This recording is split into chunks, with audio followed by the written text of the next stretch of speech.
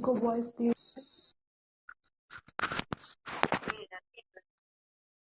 Okay, start करते हैं। हमारा नेक्स्ट स्टार्ट होना है आज। उसका फर्स्ट चैप्टर ओपन करो अपनी। Electric current, distance and EMF.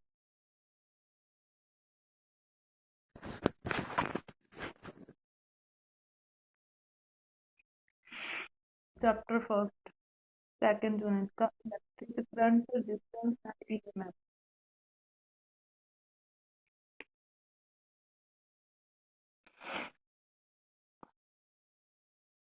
इसका फर्स्ट टॉपिक है इलेक्ट्रिक करंट। ठीक है, जो आपने 10th में किया है बहुत अच्छे तरीके से। इलेक्ट्रिक करंट क्या होता है? Current, it is defined as the rate of flow of electric charge through any section of a wire। Means कोई कंडक्टर भी बोल सकते हैं हम। ठीक है, वायर क्या है? एक कंडक्टर ही है। किसी कंडक्टर में कितना चार्ज कितने टाइम में फ्लो हो रहा है, ठीक है, उसे हम बोलेंगे इलेक्ट्रिक करंट। मीन्स क्या हो गया? करंट रेशो हो गई कि total charge flowing, total charge कितना फ्लो कर रहा है कंडक्टर में एंड कितना टाइम में। ठीक है, तो I equal to total charge flowing upon time taken. उसके बाद सिर्फ हमने रिप्रेजेंटेशन के सिंपल यूज में वो put किया वहां पर। ठीक है, चार्ज को हम क्यू से रिप्रेजेंट करते हैं एंड टाइम को हम टी से रिप्रेजेंट करते हैं। देन हमारे पास जो रिलेशन है वो क्या बन गया? I is equal to Q upon T. तो इसका मेन एक्सप्रेशन है करंट की डेफिनेशन से जो आया। उसके बाद हमने थोड़ी कंडीशन लगा दी कि मान लो हमारे पास अगर जो जैसे पूरी लेंथ कंडक्टर की एल होती है, ठीक है, जैसे हमारे पास जो पूरी लेंथ है कंडक्टर की एल है, मान लो कोई वायर एल लेंथ है। अगर जो ऑब्जर्वेशन हम सारी कर रहे हैं स्मॉल पोर्शन पर करें, ठीक है, तो टी लग जाएगा। मतलब एल नहीं ले रहे, अब हम डी एल लेकर चल रहे हैं। तो स्मॉल पोर्शन में जो करंट पास कर रहा है वो भी क्या होगा? D Q. और जो टाइम है वो भी क्या होगा? D T. अगर हम ऑब्जर्वेशन स्मॉल पोर्शन पर कर रहे हैं तो हम I is equal to D Q और डी टी भी यूज कर सकते हैं। ये हम सिचुएशन देखकर यूज करेंगे कि कौन सा कंसेप्ट हमने लगाना है। ठीक है, अगर स्मॉल पोर्शन की बात चल रही है तो डी क्यू और डी टी आ जाएगा। अगर स्मॉल की बात की चल रही तो सिंपल हमारा जो कंसेप्ट है वो I is equal to Q upon T ही है। ठीक है, उसके बाद हमने क्या किया? जो क्यू है वो क्या है? चार्ज। कौन सा चार्ज? कंडक्टर की बात कर रहे हैं कि कंडक्टर में टोटल चार्ज कितना फ्लो कर रहा है। ठीक है, वो जो टोटल चार्ज है किस पर है? इलेक्ट्रॉन्स फ्लो कर रहे हैं तभी तो करंट प्रोड्यूस हो रहा है। और जो ई एक इलेक्ट्रॉन है उस पर जो चार्ज है वो कितना है? E. Charge on an electron वो कितना है? ई। ठीक है, अगर n number of electrons flow कर रहे हैं कंडक्टर में तो हम बोल सकते हैं कि टोटल चार्ज कितना है? एन। एन क्या है? Total number of electron. And एक इलेक्ट्रॉन पर, हर एक इलेक्ट्रॉन पर जो चार्ज है वो ई है। तो टोटल चार्ज कितना आ जाएगा? एन इंटू ई। देन हमारे पास क्यू की वैल्यू है उसको हम क्या पुट कर सकते हैं? N E. तो न्यू एक्सप्रेशन आ गया I is equal to N E upon T.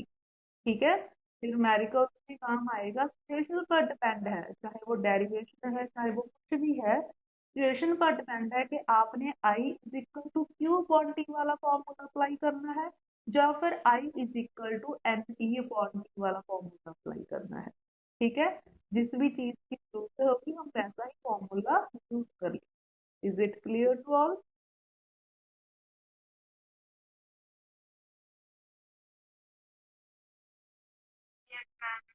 Okay,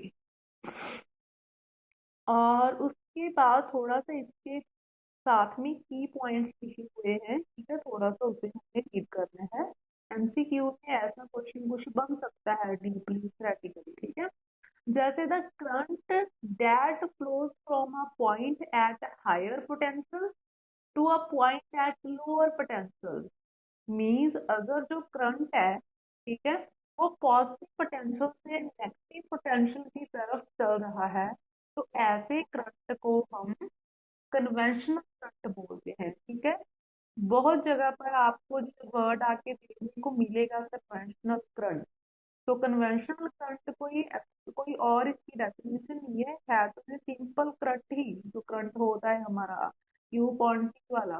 but इसकी जो चलने की पास होने की डायरेक्शन है वो क्या है, पॉजिटिव पोटेंशियल से नेगेटिव पोटेंशियल की तरफ, या फिर हम बोल सकते हैं हाइट पोटेंशियल की ओर से लोअर पोटेंशियल की तरफ। ऐसे करंट को हम कन्वेंशनल करंट बोलते हैं। जस्ट बेटा आप लेट आए हो वॉइस क्लास में, सुन लो, थोड़ा सा ओवरव्यू दे देती हूँ जो भी हमने अभी डिस्कस किया। करंट की डेफिनेशन की है। करंट क्या होता है, कोई कंडक्टर है, कंडक्टर में कितना चार्ज फ्लो कर रहा है, कितने टाइम में कर रहा है, मीन्स चार्ज अपॉन टाइम। ये क्या हो गया करंट। करंट को हम आई से रिप्रेजेंट करते हैं, चार्ज को क्यू से करते हैं, टाइम को टी से करते हैं। तो डेफिनेशन से हमारे पास क्या बन गया, I equal to Q upon T. ठीक है, ये वाला एक्सप्रेशन। अगर स्मॉल पोर्शन की बात हो रही है तो करंट में स्मॉल कंसीडर करेंगे, टाइम भी स्मॉल होगा, then I is equal to D q upon d t बन सकता है।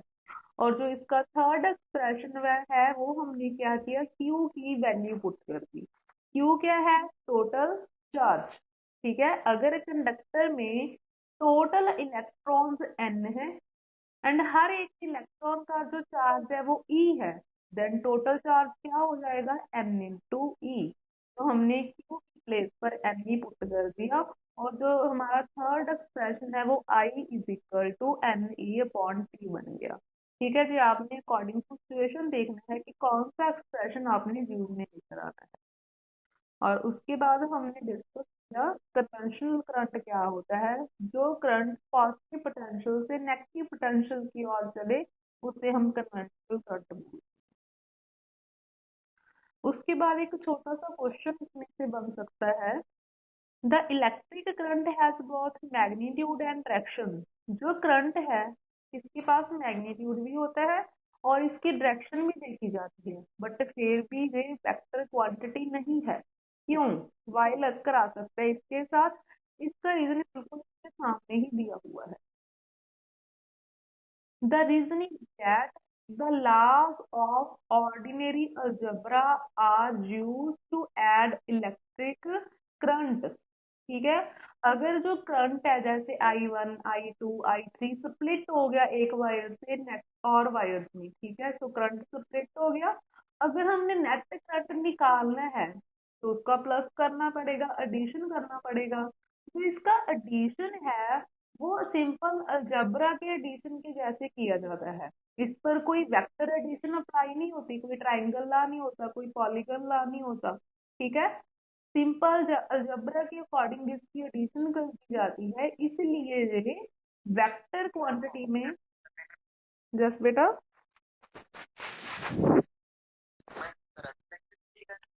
जस्ट बेटा नेक्स्ट चैप्टर स्टार्ट हो गया हमारा।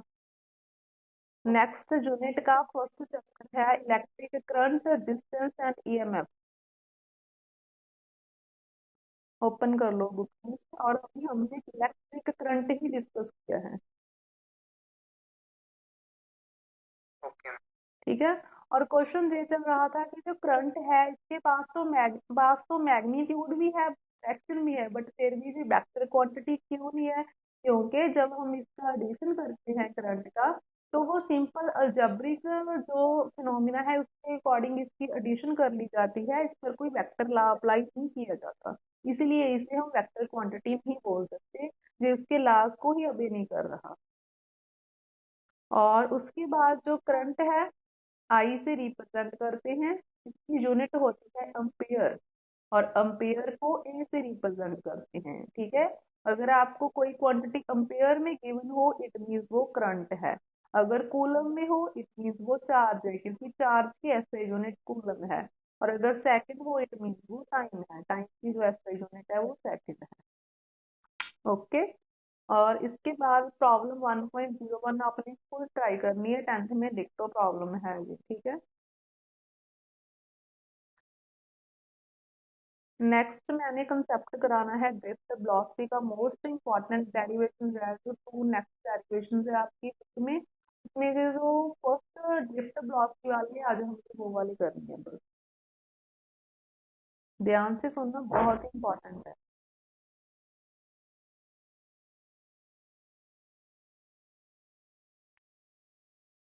मैंने नोट्स बनाए हैं इसके, आप अपनी बुक भी साथ में यूज कर सकते हो, ठीक है। ड्रिफ्ट ब्लॉक की, ठीक है। ड्रिफ्ट, जस्ट बेटा आपकी कन्वीनियंस जरूरी है, ठीक है। जो चीज, कई बार कुछ ऐसे पॉइंट्स होते हैं जो बुक में नहीं होते, ठीक है, वो मैंने नोट्स में डाले होते हैं, और बहुत पॉइंट्स ऐसे होते हैं जो मैंने नोट्स में भी डाले नहीं होते, जो मैं वर्बली बता देती हूँ आपको। तो आप ये भी कोशिश करा करो कि जब क्लास लग रही होती है, साथ में अपनी नोटबुक एंड पेन उठाकर बैठो, पेंसिल पेंसिल, ठीक है। जो भी मैं बोल रही हूँ आपसे, चाहे पंजाबी लैंग्वेज में नोट करो, जिस मर्जी लैंग्वेज में नोट करो, बट वो पॉइंट्स नोट जरूर कर लिया करो। हो सकता है नेक्स्ट टाइम वो मेरे माइंड में भी ना रही तो मैंने एट ए टाइम आपको बता दिए, ठीक है। बाद में आप अपने अकॉर्डिंग नोट्स सेट कर लिया करो। जो आपने अपनी पर्सनल नोट्स बनाने हैं, वो आप बुक, मेरे नोट्स एंड पॉइंट्स तीनों मिला कर बनाओ, ताकि आपको इजी हो रिवाइज करना, ठीक है। जब आप कर रहे होते हो तब ऐसा लगता है कि हाँ जी तो हो गया, छोटी सी बात है, याद रहेगी, बट जब दो चार चैप्टर और करने के बाद उसे फिर से करोगे, आप भूल चुके होंगे कि क्या पॉइंट बताया था मैंने।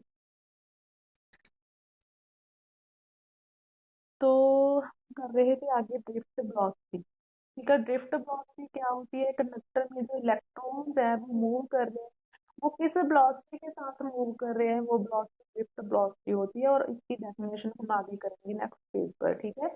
सबसे पहले जो बुक पर आपकी टॉपिक की स्टार्टिंग हो रही है, उसमें थ्योरेटिकल पार्ट है काफी। वो थ्योरेटिकल पार्ट क्या है, वो मैंने एक फ्लो चार्ट बना लिया है छोटा सा, उसमें आपको डिस्कस करवा देती हूँ।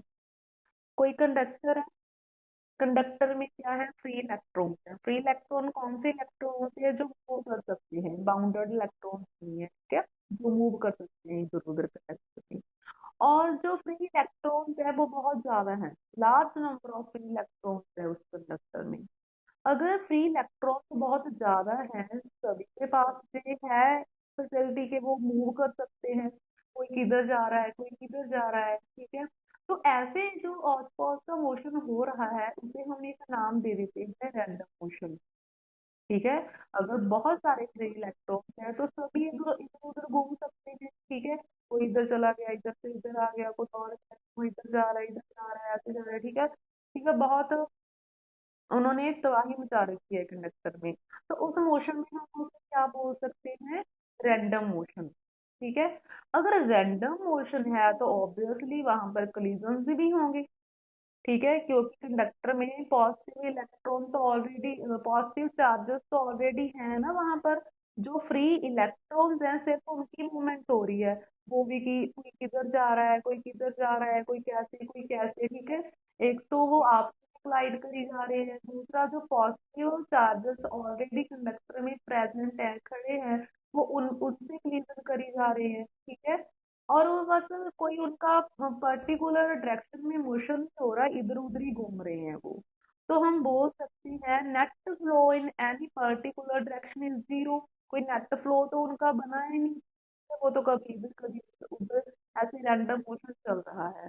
अगर उनका जो net flow in any particular direction is zero है, तो इस लाइन को हम ऐसे भी तो लिख सकते हैं कि उनकी जो एवरेज वेलोसिटी है वो जीरो है। एवरेज वेलोसिटी तो तभी निकलेगी अगर उनकी कोई अपनी वेलोसिटी होगी, चेंज होगी, आगे पीछे होगी, उनकी तो है ही नहीं, उनका तो कोई नेट मोशन ही नहीं है किसी डायरेक्शन में। तो हमने उनकी जो एवरेज वेलोसिटी थी उसे जीरो बोल दिया, कि मान लो जो उनकी एवरेज वेलोसिटी है वो जीरो है, वो तो रैंडम मोशन में है, ठीक है, जिसमें आगे जाते हैं उतने ही पीछे आ जाते हैं वो, कभी इधर कभी उधर, कोई पर्टिकुलर डायरेक्शन में उन्होंने कुछ नहीं कवर की। इतना क्लियर है सभी को। ओके मैम, अगर मैं कंडक्टर है मैम, उसकी सारी की नेट वेलोसिटी जीरो होगी कि मगर एक इलेक्ट्रॉन की वेलोसिटी होगी, सारे की बेटा। जैसे हमारे पास मान लो एक इलेक्ट्रॉन है, उस इलेक्ट्रॉन की कोई अपनी वेलोसिटी होगी, ठीक है, U1 वेक्टर, U2, U3, वही डिस्कस कर रहे हैं हम आगे जहाँ से स्टार्ट हो रहा है सारा, ठीक है। बहुत सारे इलेक्ट्रॉन्स हैं, वो रैंडम मोशन में है, सभी की मिलाकर जो एवरेज वेलोसिटी है वो जीरो है। यस बेटा। नहीं, सारों की जीरो होगी, एक ही तो है। अगर एक है वो इधर जा रहा है, दूसरा इधर जा रहा है, तीसरा इधर जा रहा है, जहां से टकरा के फिर वापस आ गया, ठीक है, एक की जीरो नहीं है, एवरेज जीरो। ठीक है। हमने नेट वर्ड यूज करा है जहां पर भी मैंने नेट फ्लो लिखा है, जहां पर एवरेज लिखा है, मीन्स एक की बात नहीं हो रही, सारे इलेक्ट्रॉन्स की बात हो रही है।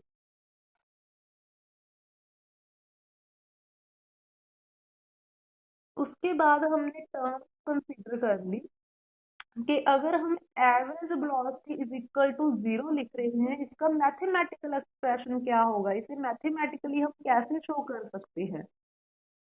तो हमने मान लिया कि हमारे पास जो कंडक्टर है उसमें टोटल n इलेक्ट्रॉन मूव कर रहे हैं, ठीक है। अगर फर्स्ट इलेक्ट्रॉन की बात करें तो उसकी जो वेलोसिटी है, ठीक है, रैंडम सर्कुलर वेलोसिटी वेलोसिटी से वो मूव कर रहा है, U1 वेक्टर होगी, सेकंड की U2, थर्ड की U, up to n u n ऐसे चल रहा है, सभी की अपनी अपनी एक थर्मल वेलोसिटी है। अगर हम उसकी एवरेज निकालेंगे, एवरेज कैसे निकालते हैं, ठीक है, जितनी वेलोसिटीज आ गई ऊपर, U1, U2, U3, सभी का एडिशन, नीचे टोटल नंबर ऑफ इवेंट लेते हैं, वो हमारे पास क्या है, टोटल नंबर ऑफ इलेक्ट्रॉन कितने हैं, n। ठीक है, तो ये एक्सप्रेशन जीरो के इक्वल आ जाएगा ना। अगर हम एवरेज वेलोसिटी को मैथमेटिकली ऐसे लिखे तो कोई गलत बात तो है नहीं जी। तो ऑलरेडी हमने लिखा कि एवरेज वेलोसिटी किसके इक्वल है, जीरो के, तो इस एक्सप्रेशन को भी तो जीरो के इक्वल लिख सकते हैं। एवरेज वेलोसिटी का ही मैथमेटिकल एक्सप्रेशन है ये तो। क्लियर है बेटा।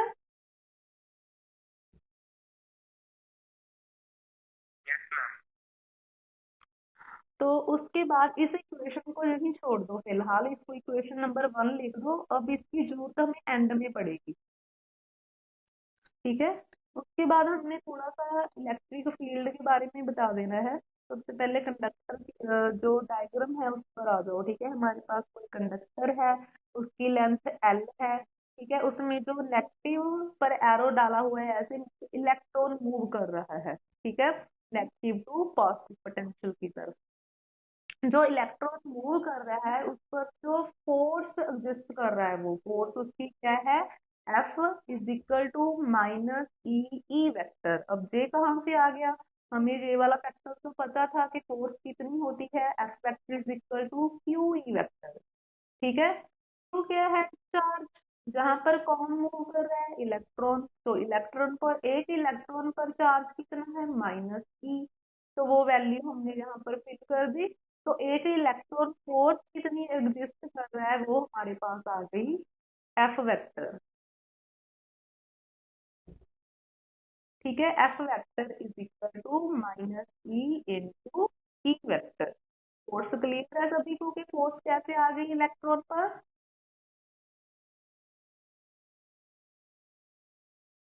ठीक है। ईच इलेक्ट्रॉन एक्सपीरियंस सपोर्ट कितनी फोर्स कर रहा है, F vector is equal to minus e vector. और ये फोर्स आपकी बुक में भी, डायग्राम में भी शो की हुई है। उसके बाद हम चलते हैं आगे कि हमने फोर्स क्यों निकाली। फोर्स हमने निकाली एक्सेलरेशन की वैल्यू निकालने के लिए, और एक्सेलरेशन की वैल्यू हमने किस लिए निकाली, बिकॉज हमने किसकी वैल्यू निकालनी है, ड्रिफ्ट वेलोसिटी की। और ड्रिफ्ट वेलोसिटी की वैल्यू निकालने के लिए हम मोशन की फर्स्ट इक्वेशन यूज करेंगे, v is equal to u plus a t, ठीक है। इसीलिए हमने फोर्स की वैल्यू निकाली। अब फोर्स की वैल्यू किस लिए यूज कर रहे हैं हम, एक्सेलरेशन की वैल्यू निकालने के लिए। फोर्स एंड एक्सेलरेशन में रिलेशन क्या है, Newton the second law of motion में दिया है, F is equal to m में। जहां पर हमने क्या किया, जो फोर्स की वैल्यू थी वो पुट कर दी, ठीक है, और एम को दूसरी साइड लेकर आए, वो डिवीजन में चला गया, और एक्सेलरेशन की वैल्यू आ गई हमारे पास, इस इक्वेशन को स्टार दे दिया, ठीक है। उसके बाद अब हमारी मेन जो चीज आती है, आर्टिकल किसका कर रहे थे हम, ड्रिफ्ट वेलोसिटी का।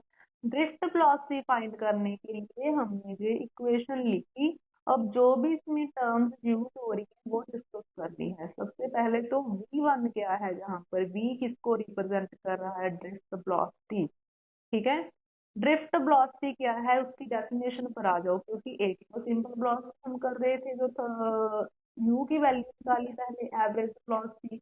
एक ड्रिफ्ट वेलोसिटी आ गई। ठीक है, एक्सेलरेशन हम सबको पता ही है, एक्सेलरेशन की वैल्यू निकाल दी। और यहाँ पर टी की प्लेस पर भी टॉक यूज किया हुआ है। जे क्या है, रिलैक्सेशन टाइम। तो अब हमने ये टू डेफिनेशन पढ़नी है, समझनी है कि क्या है, कौन सी टू टर्म्स न्यू आ गई इस इक्वेशन में, relaxation time and drift velocity. सबसे पहले ड्रिफ्ट वेलोसिटी क्या है वो करते हैं। The drift velocity is defined as average velocity with which free electrons in a conductor get drifted under the influence of an external electric field। Means क्या चीज है इसमें, ये तब की वेलोसिटी है इलेक्ट्रॉन की जब उस पर इलेक्ट्रिक फील्ड ही अप्लाई हो रही है। मीन्स इलेक्ट्रॉन किसके इफेक्ट के अंदर है, इलेक्ट्रिक फील्ड के। ठीक है, इलेक्ट्रिक फील्ड के अंदर है वो। उस टाइम उस बेटा इलेक्ट्रिक फील्ड जहाँ पर है, एक एक मिनट एक मिनट, ये देखो,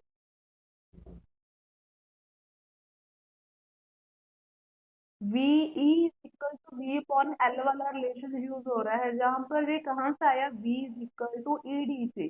मीन्स अगर कंडक्टर है उसमें करंट पास कर रहा है, बैटरी लगाई हुई है हमने, ठीक है, पोटेंशियल डिफरेंस है जहाँ वहां पर प्रोड्यूस हो रहा, तो इलेक्ट्रिक फील्ड प्रोड्यूस होगी। जो इलेक्ट्रिक फील्ड प्रोड्यूस होगी वो किसकी इक्वल होगी, जितना पॉइंट पोटेंशियल डिफरेंस है दोनों पॉइंट्स में, जहां से एक तरफ से चार्ज ने मूव करना स्टार्ट किया इलेक्ट्रॉन ने और दूसरी तरफ पहुंच रहा है, वो दोनों पॉइंट्स का पोटेंशियल होगा कोई ना कोई, और पोटेंशियल डिफरेंस होगा V। और रेशो किसकी है साथ में, लेंथ की।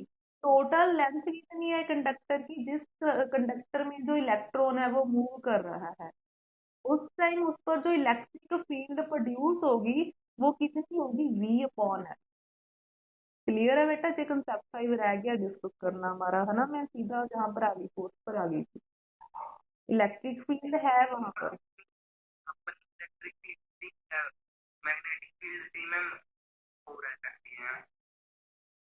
क्या बेटा आप फिर मैग्नेटिक फील्ड लेकर आए हो बीच में, क्या, हाँ हाँ, एक देख हमारे पास टू वेलोसिटीज है। एक तो अभी हमने जो पहले डिस्कस की थी, जो एवरेज वेलोसिटी जीरो आ गई थी, यू वाली। ठीक है, टू टर्म्स है ना, एक वी एक यू। नॉर्मली हम इसे इनिशियल एंड फाइनल वेलोसिटी के तौर पर जानते हैं, बट यहाँ पर जो वी है वो ड्रिफ्ट वेलोसिटी है, जो यू है जो सिंपल हमारी थर्मल वेलोसिटी थी। ठीक है, एवरेज निकाली थी जिसकी हमने, जो जीरो आई थी, वो वाली तब थी जब इलेक्ट्रिक फील्ड नहीं थी वहां पर, सिंपल इलेक्ट्रॉन्स मूव कर रहे हैं, किस वेलोसिटी से कर रहे हैं, जब वो रैंडम मोशन में थे, वो वाली हमारी यू थी। ठीक है, थर्मल वेलोसिटी। उसके बाद कंसेप्ट आया ड्रिफ्ट वेलोसिटी का। ड्रिफ्ट वेलोसिटी कौन सी वेलोसिटी है, उस टाइप की वेलोसिटी इलेक्ट्रॉन की जब उस पर इलेक्ट्रिक फील्ड अप्लाई हो रही है। हाँ, दोनों डिफरेंट है। हमारे पास इक्वेशन क्या है, v is equal to u plus a t. ये देखो, v is equal to u plus a t. यहाँ पर जो v है, जे वाली, जे ड्रिफ्ट वेलोसिटी है, जो u है ये एवरेज वेलोसिटी है। जो एवरेज वेलोसिटी है ये तब थी जब इलेक्ट्रिक फील्ड भी अप्लाई हो रही थी। तब हमने सिंपल इसको, जब इलेक्ट्रॉन रैंडम मोशन में थे किसी कंडक्टर में, हमने ये बोला था कि कोई कंडक्टर है उसमें जो इलेक्ट्रॉन्स हैं वो रैंडम मोशन में है, उस टाइम उनकी जो वेलोसिटी है वो एवरेज थर्मल वेलोसिटी है, और वो जीरो के इक्वल होगी बिकॉज वो रैंडम मोशन में है। वो सारा हमने पहले कंसेप्ट क्लियर कर लिया था। उसके बाद जो न्यू आया ड्रिफ्ट वेलोसिटी का, ड्रिफ्ट वेलोसिटी क्या है, under the influence of an external electric field. अब यहाँ पर जो इलेक्ट्रिक फील्ड है वो प्रोड्यूस हो गई, ठीक है, वो इफेक्ट कर रही है इलेक्ट्रॉन को, उस टाइम जो इसको उसकी वेलोसिटी है इलेक्ट्रॉन की मूव करने की, किस वेलोसिटी से वो मूवमेंट है, वो वेलोसिटी को हम ड्रिफ्ट वेलोसिटी बोलते हैं। Is it clear?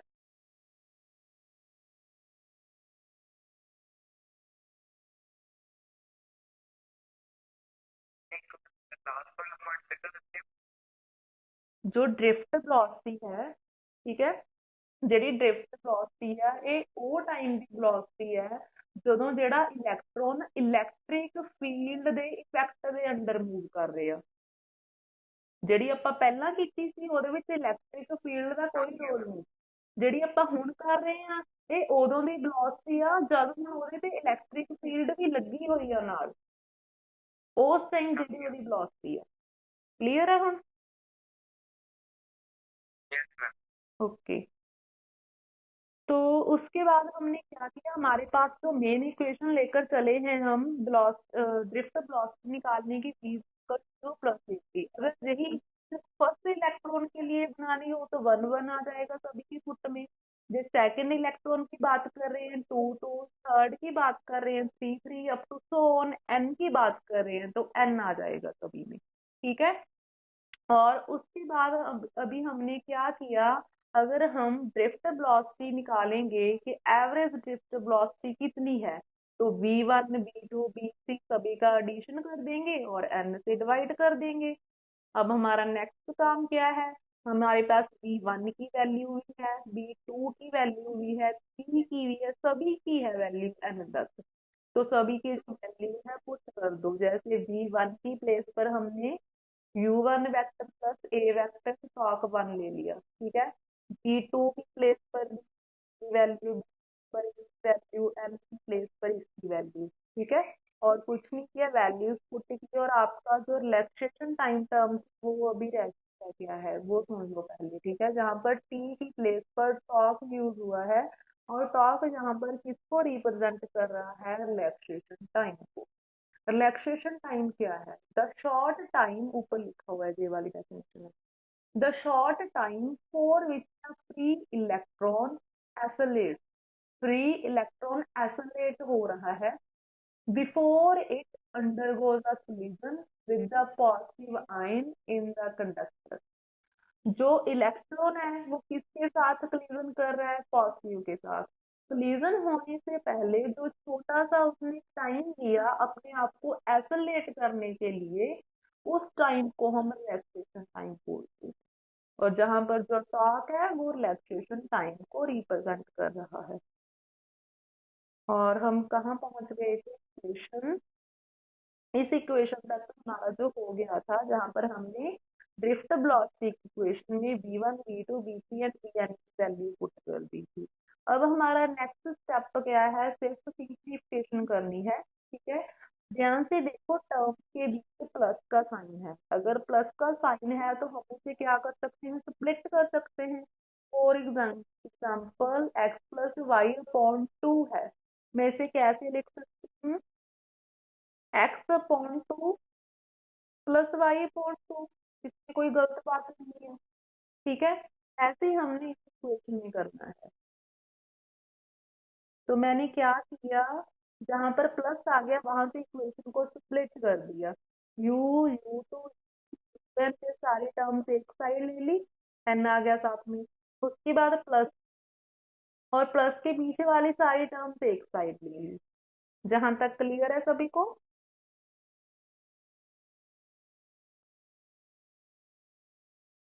जस बेटा, ओके वेरी गुड। नेक्स्ट करते हैं,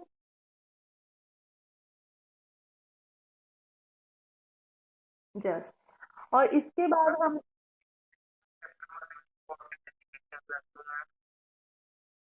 बेटा वो मैंने बोला था कि हम तो एक्स्ट्रा क्लास लगाएंगे उसकी डिस्कस कर लेंगे, आपका एग्जाम कब है उससे पहले बता दूंगी। कैपेसिटर की पूछ रहे हो ना? Yes ma'am. एग्जाम कब है आपका? मैं शायद 26 में है। ठीक है, कल की क्लास में बता दूंगी पक्का, पहले वो बताऊंगी फिर नेक्स्ट स्टार्ट करूंगी, ठीक है।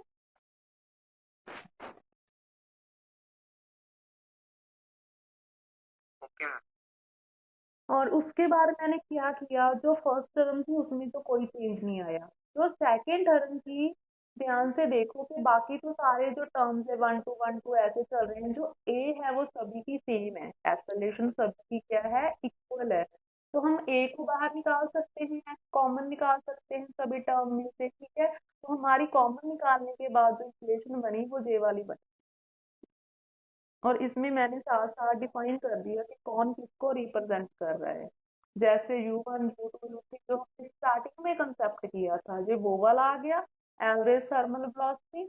और जो पीछे वाला है जो एवरेज रिलैक्सेशन टाइम आ गया, जो ए है वो हमें पता ही है कि वो क्या है, एक्सेलरेशन। अब हमने जो फर्स्ट इक्वेशन थी वो यूज करनी है, जिसमें हमने क्या बताया था, ये जो एवरेज थर्मल वेलोसिटी है वो रैंडम मोशन होने के कारण उसकी वैल्यू क्या है, 0। वो वहां पर जहां पर पुट करनी थी हमने, ठीक है। तो इसकी वैल्यू 0 पुट कर दी, ए एज इट एज लिख लिया, ठीक है। जो टॉक है जो सारा रिलैक्सेशन टाइम को रिप्रेजेंट कर रहा है, तो रिलैक्सेशन टाइम को हम टॉक से लिखते हैं, जहां पर हमने टॉक लिख दिया शॉर्ट। उसके बाद हमारी बीडी की इक्वेशन क्या बन गई, ए वेक्टर इंटू टॉक। और जहां पर हमने जो चार इक्वेशन पीछे की थी ना, जहां पर F is equal to M A करके एक्सेलरेशन की वैल्यू निकाली थी, वो एक्सेलरेशन की वैल्यू हमने जहां पुट करनी थी इसीलिए निकाला। तो जो हमारे पास ये लास्ट एक्सप्रेशन है जो ड्रिफ्ट वेलोसिटी है, क्लियर है सभी को? ठीक है, आज के लिए इतना बहुत है, इसे रिवाइज कर लेना। और कल हमने इसका आगे रिलेशन करना है, वो भी आपकी डेरिवेशन बहुत इंपॉर्टेंट है, ठीक है। और कल मैं आपको कैपेसिटर का जो मेन मेन पार्ट है सारा, ठीक है, कि कैसे आपने प्रेपरेशन करनी है एग्जाम के लिए, वो ओवरव्यू दे दूंगी बस सबको, ठीक है। ओके बेटा, थैंक यू। ओके बेटा, थैंक यू।